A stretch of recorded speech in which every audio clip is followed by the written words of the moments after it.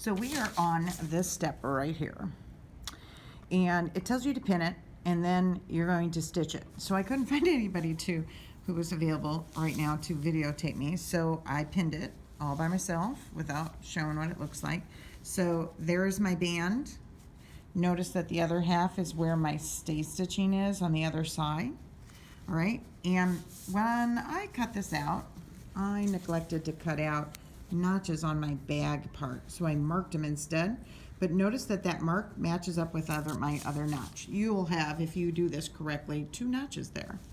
But all of this piece, this whole thing just lines up all the way around, a lot like our bag when we did that. And we're going to stitch this. I'm going to stitch a half inch, so it'll be on 4/8, half-inch seam. And when I'm done, I'm going to put it on to the end of the ironing board and stretch it out. It'll be on the wrong side, and I'm going to press that seam toward my band, down.